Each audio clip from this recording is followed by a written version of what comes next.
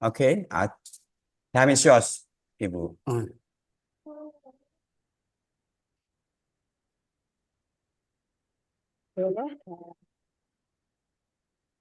Could you hear my voice, sir? Yeah. Yeah, thank you for the time, for, Mr. Ahmad Syahidah. Assalamualaikum warahmatullahi wabarakatuh. Good day, everyone. Here I am going to present my community service report on title PKM Legal Counseling on Domestic Violence at Syafiiyah Islamiyah High School. Discussing about domestic violence, commonly known as KDRT, remains a serious problem in Indonesia. The Ministry of Women's Empowerment and Child Protection report that total violence occurred in 2024 is more than 28,000 cases, while most of the victims are women. The number of violence cases in Indonesia increased significantly, and the domestic violence record is 19,000 cases. It's been more than 20 years since the implementation of Law Number 23 of 2004 concerning the elimination of domestic violence. In fact, that still face some obstacles and challenges. Based on the National Commission on Violence Against Women, or Komnas HAM, many victims have chosen to break free from the cycle of domestic violence by pursuing legal actions. However, victims still face obstacles when taking their cases to the legal and judicial. Komnas Perempuan shows that 7 cases of violence against wife experience delayed justice, and 17 cases of violence against wife are criminalized. Domestic violence is not simply a causeless phenomenon.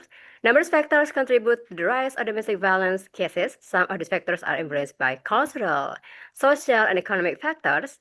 Furthermore, social conditions that complicate access to education, employment, and justice are factors that can trigger an increase in domestic violence cases.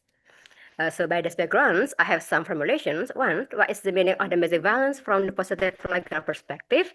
And second, how can domestic violence be prevented through counseling at the Syafiiyah Islamiyah Senior High School?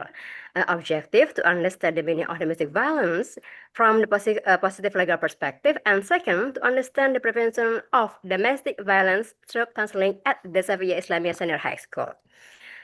Method. The PKM activity on domestic violence at Madrasah Aliyah Islamiyah Syafiiyah, or MAIS, use a direct method or direct communication or face-to-face communications. The media use our flyers, pamphlet, and PowerPoint to provide reality and an overview of the materials that can attract the attention of students or attract our participants. So those are our pictures when we did PKM at MAIS. Result. Once, domestic violence from the positive legal perspective, domestic violence is often called hidden crimes because the perpetrator and victims try to keep the act or violence secret from public view. The law of domestic violence is the implementations from TDAO, the Stroke Law Number 7, 1984, which has been ratified by Indonesia's government. Furthermore, Indonesia has an Act Law of Republic Indonesia Number 23 of 2004 concerning the elimination of domestic violence.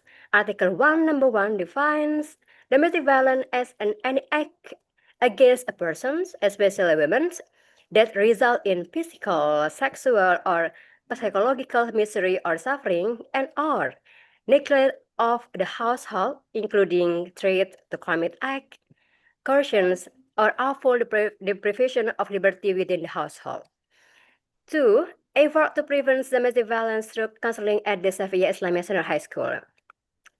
Well, addressing domestic violence cannot rely solely on legal approach. It also requires a shift in mindset and public awareness of domestic violence, which must begin early. In the context of this research, a community service is conducted to explore and to disseminate information about the reality of the phenomenon and the fundamental concept of domestic violence. This is expected to have a preventive effect on future domestic violence. The counseling aims to increase the contribution of understanding to students of MAIS about the phenomenon of domestic violence in Indonesia, the factors causing domestic violence, the impact of domestic violence on victims, and the role of family law in handling domestic violence in disaster. The The counseling session at MAIS was attended not only by students but also some teachers. First grade are 51% from the first grade, second grade 40%, and 9% are students. And of all total participants, the gender who complete the questionnaire was totally male 35% and female 65%. Domestic violence can occur in various forms, including physical, psychological, sexual, and economic. Domestic violence can affect the physical and mental health of victims as well as disrupt child development and overall family harmony. Based on the data, 4% of the participants have been victims of domestic violence. And counseling is an activity that can educate individuals and groups to guide their thinking and actions toward better directions. The goal of this PKM was to increase knowledge about violence in the community. This counseling session significantly contribute to the 17% that I have put in the picture. 17% of the students who admit they previously knew nothing about domestic violence. So we contribute our knowledge to more than 17% of the students. Conclusions: domestic violence is regulated in Law of the Republic of Indonesia number 23 of 2004 concerning the elimination of domestic violence. And 2, domestic violence through counseling at the Syafiiyah Islamiyah High School are activities aimed to increasing knowledge about violence occurring in the community, fostering defense capabilities for women and children vulnerable to domestic violence, and changing actions and attitude to collectively prevent act of domestic violence. Counseling on preventing domestic violence is needed so that the younger generation can get an idea of prevention from an early age. So maybe that's all that I can present today. Thank you, sir. Assalamualaikum warahmatullahi wabarakatuh. Waalaikumsalam, Ibu Sulistina already present the paper and it would be useful to all of us here because the data is very valid and actually we can utilize it to implement the values of your research. And now we'd like to go to Bapak Hadi Pratama Suantio. Yes, sir. You may ask a question or response. Yes. Time is yours, sir. Yes, thank you. Oke, bahasa Inggris saja, Bu Sulis. Ya, Jawa nggak apa-apa, Pak, Jawa. Iya, saya deg-degan kalau ngomong bahasa Inggris di depan Pak Ahmad Syahidah.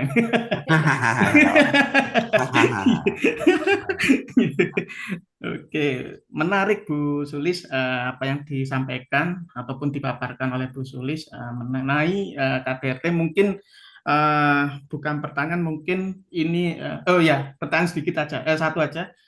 Ini penyuluhannya di sekolahan Bu ya? Iya. SMA mana Bu? SMA Syafiiyah Islamiyah atau MAIS di Python. Oh, baik, terima kasih. Ini mengenai apa ini, KDRT ya? Iya. Oh ya, jadi kira-kira menurut Bu Sulis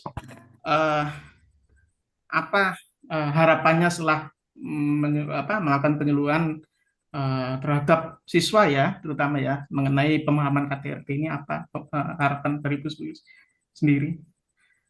Sebenarnya terima kasih untuk Pak Herdi atas pertanyaannya. Sebenarnya harapannya seperti yang sudah saya tulis di PowerPoint ini, yaitu domestic violence prevention so that the younger generations can understand prevention strategies from the early age. Jadi kenapa kami itu memilih objeknya adalah siswa, agar kami bisa mengedukasi mereka agar mereka mampu mengetahui beberapa hal perihal domestic violence atau tentang KDRT, dan juga ketika mereka sudah dapat ilmunya nih, nanti akan ada prevention. Prevention itu apa ya? Sebagai prevention strategis. Sebentar Pak, saya bingung bahasa Indonesianya prevention. Pencegahan.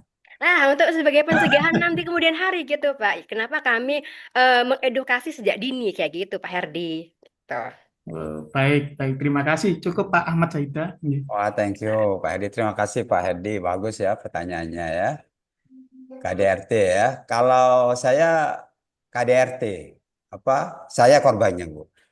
Thank you. Oke, thank you Bu Sulistina dan Pak Hedi.